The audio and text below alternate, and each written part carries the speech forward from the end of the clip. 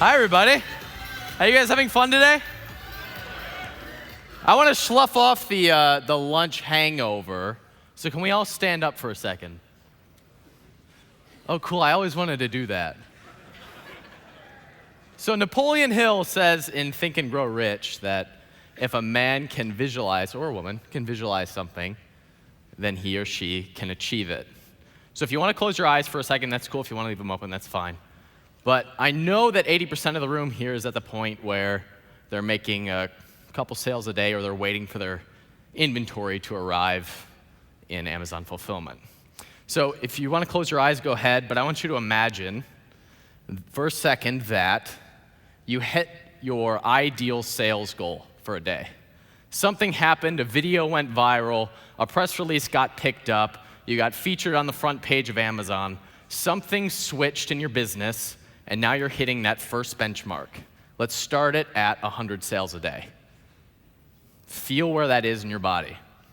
For me, I feel it usually in my chest and my hands, that excitement that starts to build when you know now you can ditch the crappy job. We can upgrade the house. The wife is going to be paid for. My kids are going to be fine. I go to Thailand a lot. You feel that excitement. You hit that 100 sales a day. We can 10x that to 1,000 sales a day. Feel where that starts to build in your body. Okay, you can open your eyes, high five the person next to you, say, I'm going to make it happen.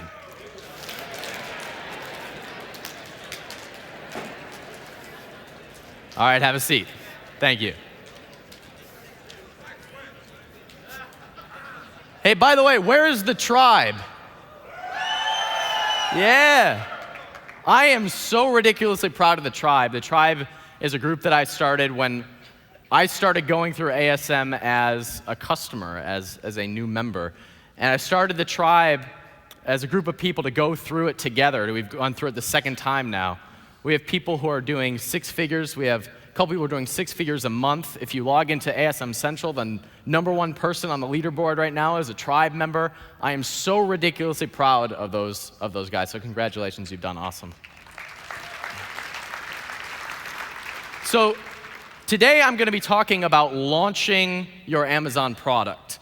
We're going to get a lot of ideas this weekend. We've already gotten a lot of them. Some of you may be experiencing some sort of overload already, and we're only on day one. So what I'm going to be talking about is directly to the majority of you who are at that starting point of really getting that business off the ground. I've tested a variety of different ways to get a product going, and I think that I have built a formula that is a home run that just about anybody can duplicate. I want to tell you, first of all, this was not my first thing that I was going to talk about. Originally, I was going to talk about how to kiss like a millionaire. That's Matt and I on the beach in Thailand. Callie took that picture. There was some jealousy going on there. And that wasn't gonna be my first talk either. For you Anchorman fans, I was talking about how to be a classy Amazon seller. But I know that most of the room here is at that point where you're selling a few a day or you're waiting for your inventory to arrive. And we're going to get a lot of ideas this weekend. We've already gotten a bunch. But I believe in the mentality of when you're starting a business, the first thing you have to do as a new business owner is to go get a customer. There's not a bunch of big steps or new strategies that you have to learn. Your one primary focus is to go get a customer. So I'm going to be talking about the strategy that we've done to get a lot of customers quickly, because then we can start worrying about the other stuff, the stuff that is nice. We have this square one where we need to start, and I've heard it in a lot of the questions that are going on, and the conversation sometimes is getting lost in stage 3. Where is the point where we really launch our business so we're at the point where we're getting consistent cash flow, and then we can worry about the rest of that stuff? Is it okay if I just focus on that section of getting cash flow coming in? Cool. One warning, I can tell you from experience, This works so well that you will run out of stock. I didn't expect applause on that because we timed this perfectly. What I really wanted to show you was all the details of what exactly is happening in the example that I'm going to be showing you, but instead, we did this process, and it works so well that we're completely out of stock. And since Amazon has certain restrictions on how much inventory you can have if it's an oversized item, well, we timed it just perfectly so you guys can see very little. So if you guys want to see the listing that we're using, this is the redirect. It's at zenactivesports.com/Amazon. This will redirect to our actual listing. You can't buy it right now. It'll say out of stock for the reasons that you'll be seeing in a few slides. So real quick, I started doing this internet marketing thing when I was in college. I was actually studying in a school in Indiana to be a pastor. I decided very quickly that I couldn't see that in my life. And I already had this business, and I started growing this business, and somehow along the way became pretty well known as somebody who taught internet marketing strategy and make money online strategy. I never intended for it to go that way. I never wanted to be one of those guys, but people kept asking me to talk about it, so I kept talking about it until all of a sudden that felt like all I was doing was talking about that, and I didn't enjoy it. So I actually met Matt at a gym at one of the hotels here in Austin for a different conference, and we fell out of touch for about a year, and then met each other on a ski trip in this picture right here, sat next to each other on a bus, and I was looking to make a transition. I had hit this point where I didn't want to be doing the things that I was doing. In fact, I've never worked a real job in my life, but I felt like I was a slave to my business. I was waking up every day and operating in a business that I didn't want to be in, and I wasn't happy. And I was looking to make a change, and this was right before Matt launched ASM the first time, and we were talking about his strategy. He was telling me the strategies of his business, and he told me that he was about to launch this product, and he told me how he was going to do it, and I wisely informed him that it would never work, that no one was ever going to buy this product. And today, all of you have proven me wrong. But by the way, how many of you can say that Amazing Selling Machine changed your life? That's most of you, and I'm one of those people. So Matt and Jason, if you're behind, I don't know where you are, but keep on changing the world, guys. Let's give them another hand, eh? So I started this business because I was looking to make a change too. And these strategies changed my life and have taken it into a direction that I'm much happier with, because even though I was an entrepreneur, I wasn't happy with what I was doing, and it was time to make a change. Today, like Matt said, I have 3 products that this year are on pace to do 6 figures in profit, and the majority of that is from just this first stage, what I'm going to be talking about. So if you think that you have to learn all these complex strategies, if you think that you have to learn a bunch of new stuff in order to reach a point in which you're financially free, I've got good news. That's not the case. My business is, again, I started just like you guys. I started at the same time most of you did. I started in round 1, and I'm still in my business. They're only 8 to 10 months old. They're only in phase 2, and they're doing extremely well. So Jerry was right when he said that you really only need to focus on a handful of things in order to start to see real amazing results. So take what is beneficial for you during this weekend and forget the rest. I'm only going to teach you a few things, and those are the only things that we focused on, and they've made, just doing these few handful of things have made a tremendous difference. But because of the background that I had in marketing, I was able to kind of come up with this sequence by just applying a little bit of marketing. I found out that we can blow out most of our competitors in Amazon. So how many of you are at the stage right now, or how many of you have experienced this, where you've either put up a product in Amazon or a different business, and you think that you're done, and now you're going, okay, where the heck are all of the sales? Now, I know there's a few of you, because I've seen you in the forum, I've seen you in the Facebook group, saying all I did was list my product for sale, and now I'm making 40 grand a month. I know you're out there, and the rest of us hate you. Most of us have to actually do some heavy lifting in order to get the product moving. And the hardest part of this business is what I call the hump. There's this hump where you've made all of these decisions, you've expelled a lot of creative energy in order to research your market, in order to get your product up. You figured out all the stupid technical things that you didn't want to figure out because you just wanted to sell things. And now it's on its way to FBA, and then you've got the hump, where you've got a sale coming in here or there. You might be at 2 sales a day, and you're thinking, how the heck do I get over this hump? Launching your product is how I have gotten over that hump every time.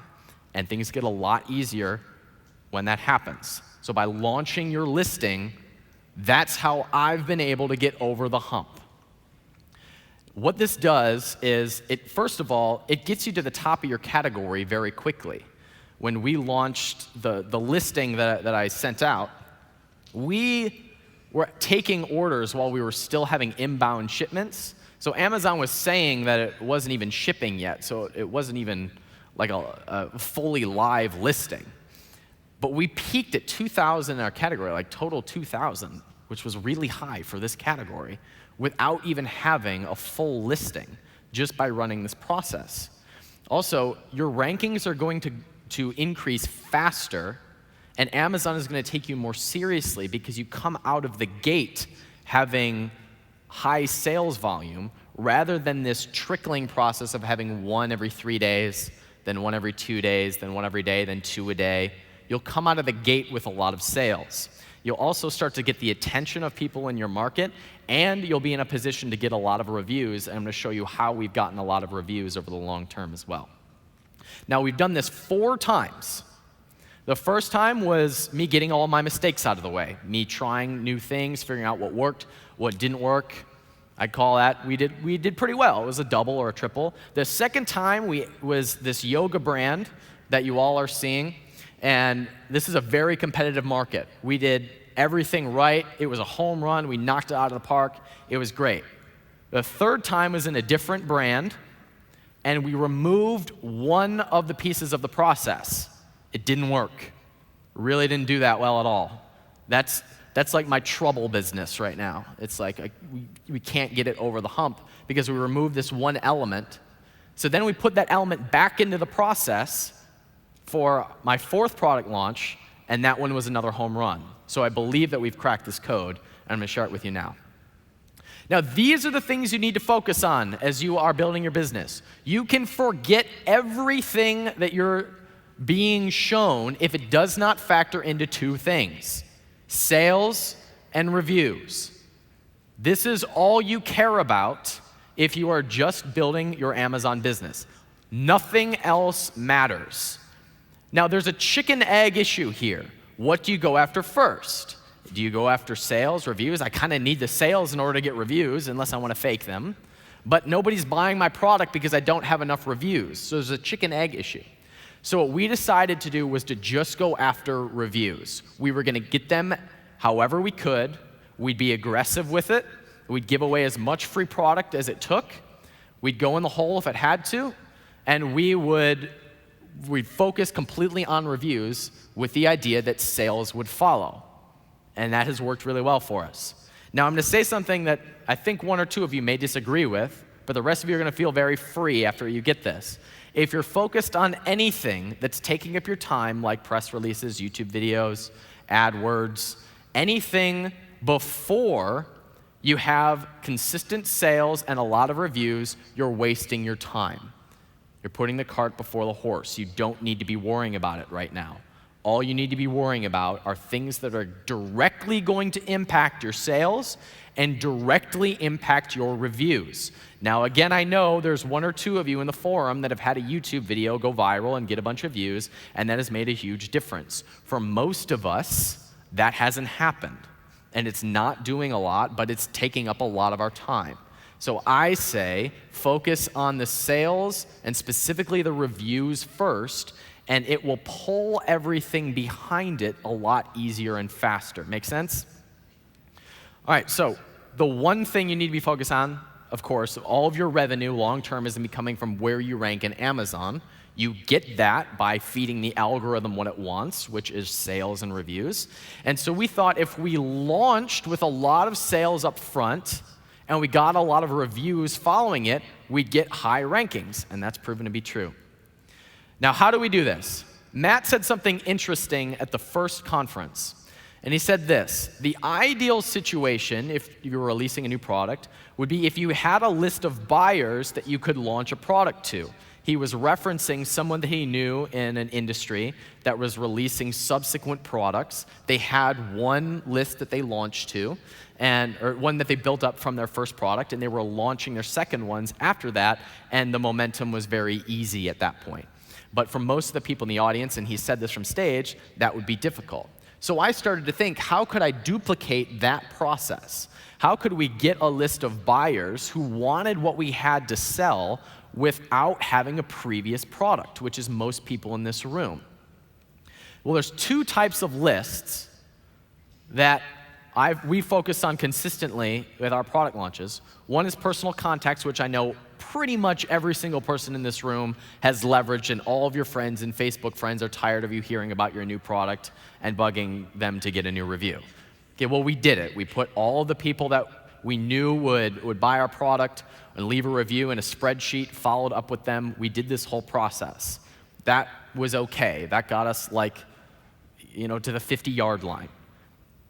But building up a Facebook following made a tremendous difference in momentum and getting leverage and moving things forward quickly. Building up a Facebook following. This is our Facebook page in the yoga space. You can look it up. It's called I Love Yoga. Currently only has about 10,000 likes. I'll show you how we did it in a second. It was a very straightforward process. When we launched this, it only had 5,000 or 6,000 people. So we didn't have to have a tremendously large list, and it didn't take a lot of time or money to build up this list, but it made a tremendous impact in where we end up ranking for our major keywords because we got the ball running right out of the gate.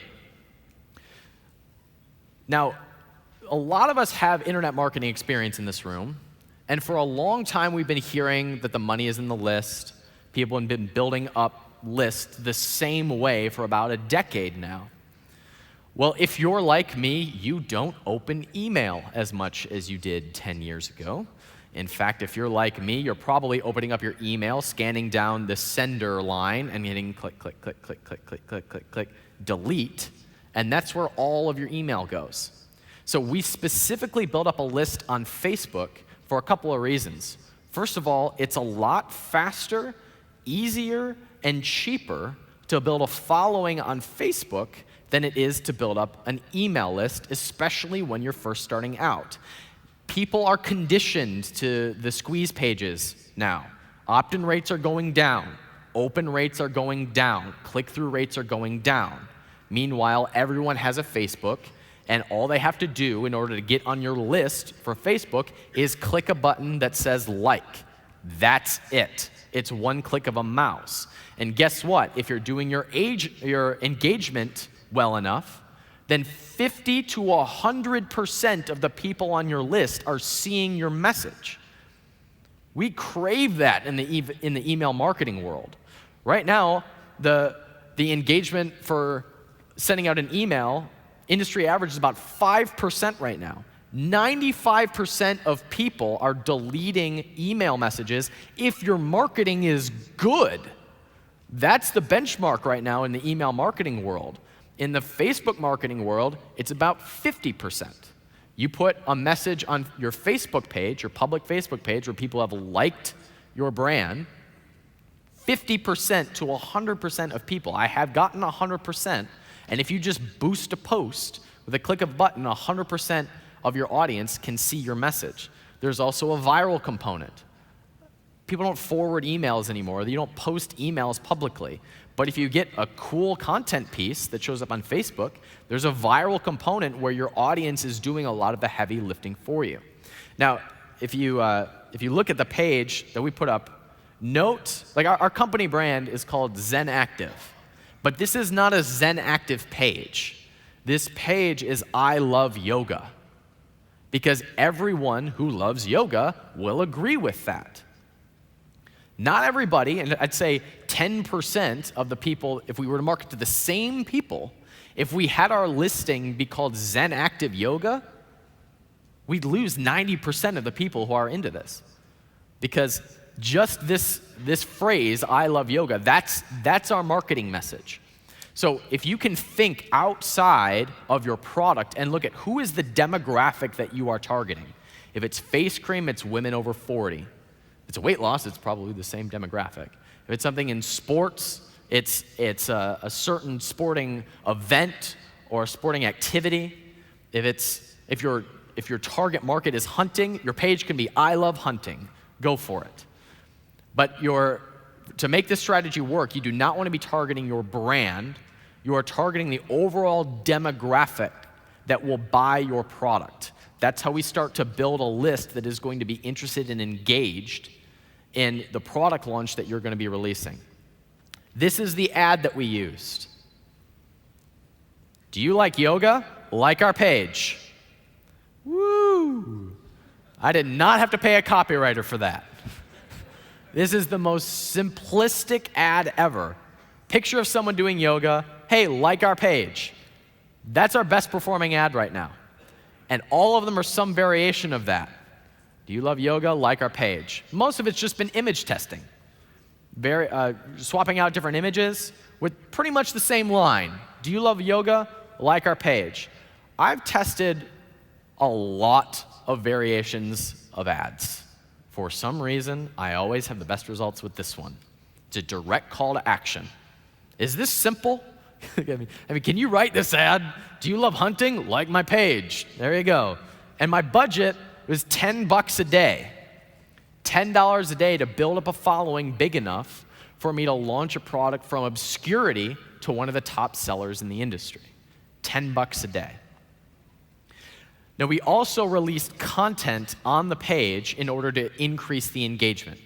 So the process looked like this. We put up the page. It was called I Love Yoga. We put up a couple content pieces. We started to run some ads at $10 a day with a super simple ad, and we started collecting likes.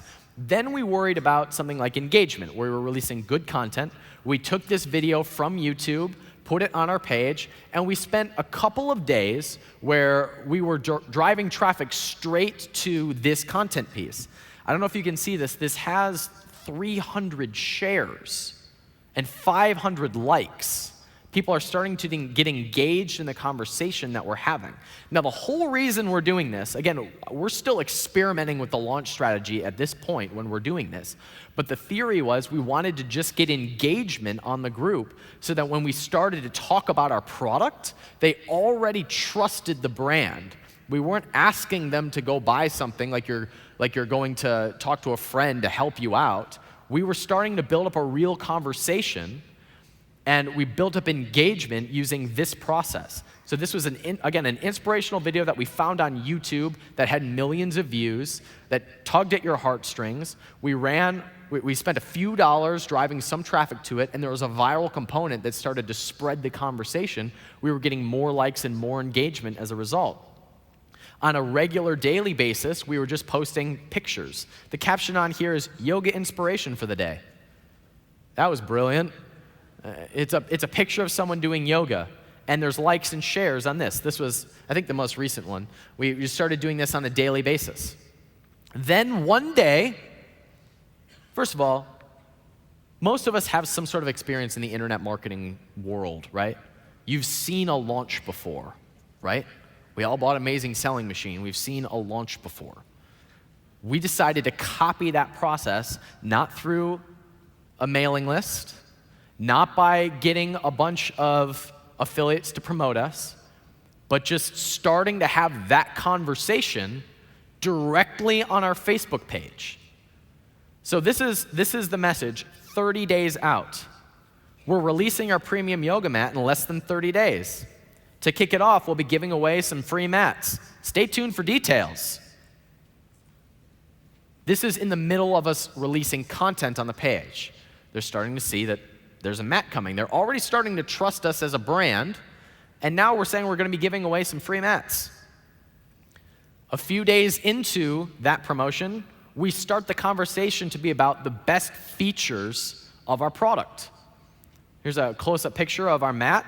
We talk about the non-slip surface, and we just start to highlight the features of the product that we have, just in a cool and ethical way. Just getting the conversation. It's been all about yoga and inspiration, and now we're starting to have the conversation getting closer and closer to launch day about our specific product to a group that is already starting to warm up to us. Then launch day arrives. We didn't have affiliates. We weren't spending money to build an email list. We just had the Facebook following. So here's what we did. This is pretty ninja. We decided that we were going to give away a selection of mats to launch this brand. And in order to qualify to win that mat, all you had to do was share the launch announcement post. And all of a sudden, hundreds of people are starting to share our product virally on Facebook. Hundreds of people are sharing it on their Facebook wall. It's starting to go a little bit viral. We're getting the attention of some higher-ups in our space just from running this simple launch process. We ran content, started talking about the product. We said, well, we didn't know how we were going to do the launch process until like 2 days before, and then we had the conversation of how are we going to have people enter to win? Let's do a viral component to it. Let's just make people share the launch announcement. It worked beautifully because our entire audience saw it, because 300 people who follow us on Facebook are sharing how excited they are about this new product. It's starting to garner attention.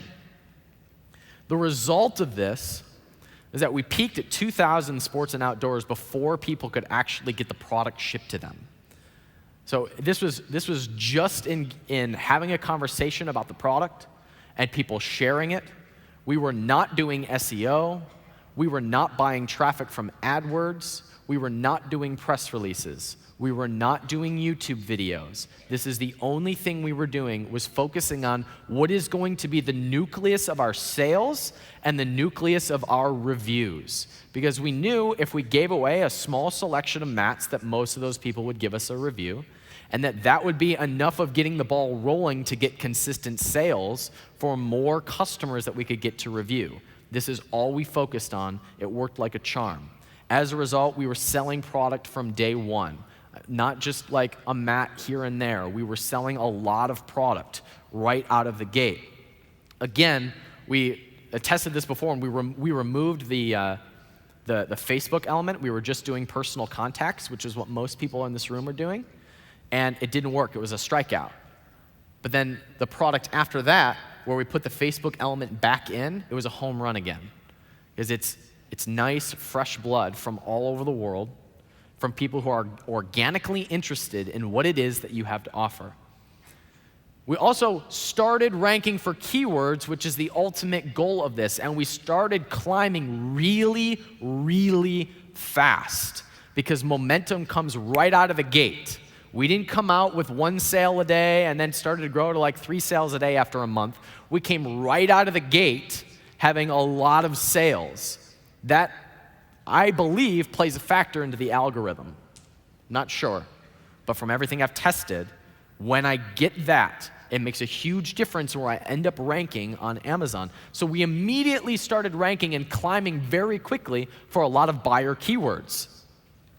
So what you need to remember from this, and then I'm going to move into something else, what you need to remember from this specific strategy is that all you need to focus on is sales and reviews. You need to get a tribe of people excited about your product. You need to get a small group of people ready to purchase your product. That will get you over the hump very, very quickly. Sales and reviews, from everything I've tested, play obviously the biggest role in where you're ranking, and launching with something like this makes that process a lot faster and easier.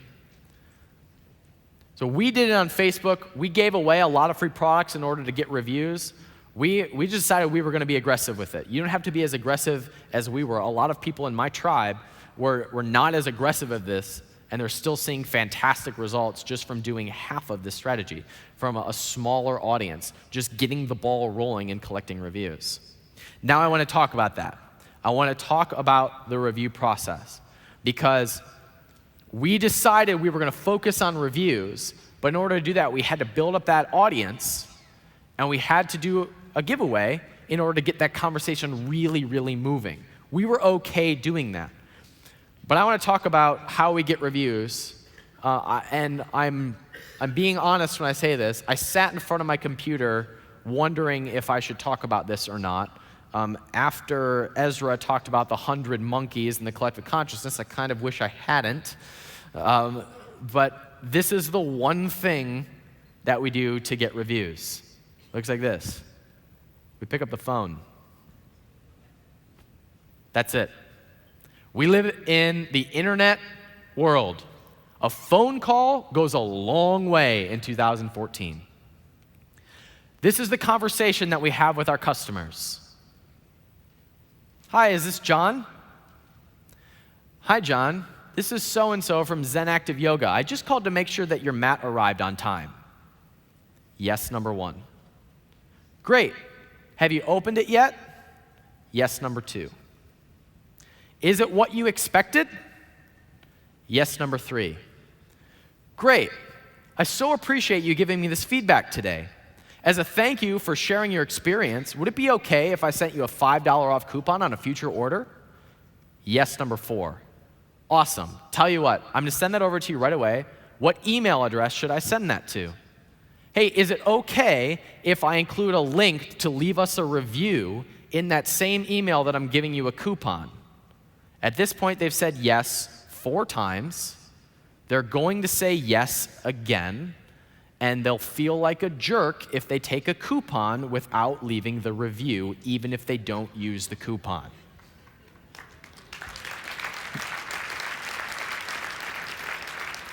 This one thing in one of our other businesses made the difference between obscurity and getting that #1 seller tag on Amazon.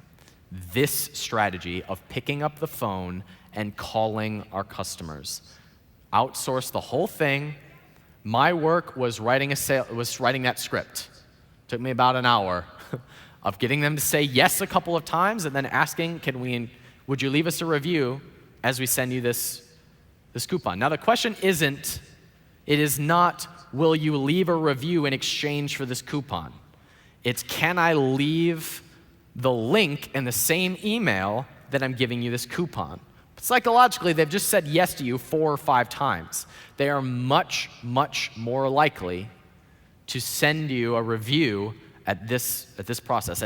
When you start implementing this and you have reviews coming in on a consistent basis, that is when the ball really starts moving. This is when we really started to pick up momentum. Now, the business that I did this in first is about 8 months old. When we started that business, we had 0 reviews, and our competitor had 81 reviews. The people above us had 81. As of this week, that one product, after 8 months, has 94 reviews. Our competitor has 88. We've gotten, 12 times, 1,000% more reviews than our competitor, and that is the reason why we're #1 and they're #2 now. Just by picking up the phone and asking them, did they get their product? Did they open it? Was it what they expected? Can I send you a coupon? Now, we time this 10 to 15 days after it says their product is shipped. So in your Seller Central account, after it's stopped pending and it shows that it's shipped, we just have our virtual assistant time 14 days back, call those customers. That conversation gets an incredible response. You will get way more reviews if you call your customers. It's, did your product arrive on time? And we know it did because it's fulfilled by Amazon. Did you open it? It's been 14 days. They don't have a brown box just sitting in their closet anymore. Was it what you expected, or do you like it? And then, great, thank you so much for leaving me this feedback. Is it okay if I send you a coupon on a future order? That's how that goes. Yes, correct. We'll come back to that. I've got more to hit. So once we finish that process, so we have now launched our product, and we have reviews coming in. We doubled our sales overnight through one little ninja tip. And this is the listing for, if you type in coconut oil, you can see that #1 bestseller tab. You guys have seen this, right? Notice that #1 and #2 both have a #1 bestseller tab. It's because they are listed in different subcategories. We found this out totally by accident. We were looking at our competitors and noticing that they were listed in a really obscure subcategory that we didn't even know existed. We found out that the only way to get into it was by emailing Amazon directly and saying, hey, can we get into that category? As soon as we emailed them and got into that category, this is right after our launch. As soon as we got into that subcategory, we got a #1 bestseller tab, because we were now selling more than the people who were previously ranking #1 in that small subcategory. You get 2 subcategories. So the one that we picked was a pretty small one. It was directly related to our product, but it was small. So we dominated it, and as soon as we got that #1 seller tag, we dominated everybody else in our market. We were over. It was done at that point. We had done all we could on Amazon. We maximized that channel for that product. I'll go through this quickly because there's 2 guys in suits standing next to me.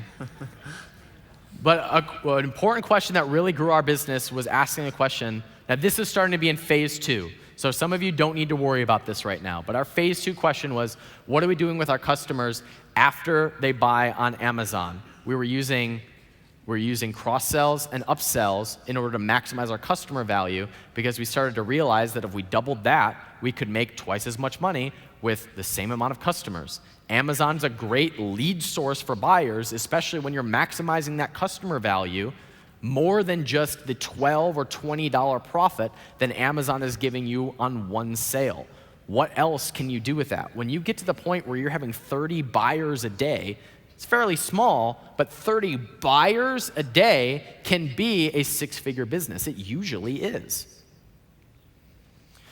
All right, so I'll wrap up since you guys are looking at me like that. We're good? Okay. Last question. If you guys get one thing from this weekend, it really, really benefited myself and the rest of the people in the tribe, that mastermind group, of just getting close with the people that are sitting next to you and going through the business together and sharing honestly what's working for you and what is not working for you. If you can come out of this weekend with a handful of people that you meet weekly or bi-weekly with in order to encourage each other and share strategies with, that will be immensely valuable. I do have one. If you want to apply for it, it's tribeof25.com. Was this fun? Is this good stuff? Okay, cool. I have no products for sale. I've shut down my internet marketing business. If you go to any of my old products, there's a squeeze page that doesn't even work on there anymore. I have nothing to sell. The only way you can find me if you want to continue this conversation, I do have a podcast. It's called Freedom Fastlane. If you go to iTunes and type in Freedom Fastlane, I also rank because of reviews. iTunes is just like Amazon, and where reviews help you out. So if you guys want to continue this conversation, I have a podcast. I make no money. It actually costs me money to run the podcast because I don't sell anything on it, but I can't not talk about this stuff. So Freedom Fastlane is my podcast, and we can continue that conversation there. Cool? Thank you for having me, everybody. Yep. We do have just a couple. You got a fan, buddy. Hi. Thank you. We only have a couple of minutes because we got a little bit behind. We've got one per. We can take 2 questions, and that's it. So yeah. Ryan, thank you very much for that. I had the pleasure of sitting in last year on your tribal meeting. I remember. Fantastic. Good to see you again. Thank you. Two quick questions. You spoke of the pre-sale element. For those of us who haven't experienced that, what are the steps that we go through to sell or pre-sell the product before it's in stock? All we did was start talking about the features of our product that had some sort of benefit to the people that were following us on Facebook. So we probably listed out 8 to 10 benefits that would be beneficial to the people following us on Facebook. And we did one per day along with a picture with about a paragraph description of what that benefit was. And the last question is, you used the phone call. Did you use the Amazon information in the? Yes. Okay. So in your Seller Central account, you get the address and you get the phone number. In phase 2, by the way, we're using the address as well. But in phase 1, we use the phone number that's provided inside of your Seller Central account. Yeah, sure. Really appreciate it. Thank you. Hi, Brad from Australia. Thanks very much, Ryan. Hey, Brad. I've been selling a bit, but dribs and drabs without doing a launch. That seemed to come across from when you're putting a product up for the very first time. So would that equally work well for a product that's doing okay, but just to really ramp it up? Yes, it will. It will work doubly well if you do it on a second product, because you'll have those buyers from your first product, even if there's only a few hundred. They will be the loudest people in that second launch. What I would probably do if I were you is I would focus really hard on getting reviews from those customers that are dribbling in, because that played the biggest role in our business. You can start preparing a launch and do it for a second product. Gotcha. Thanks very much. So we have about 5 minutes or so we can take a couple more questions. We'll just see until we run out of time. We've got about 5 minutes, so go for it. Thank you. Randy West. Hi, Randy. 2 questions. One, if you build up a following on Facebook, about how much of a following do you think you need before you would launch a product? We started at about the 5,000 point. Again, that was fairly aggressive, maybe.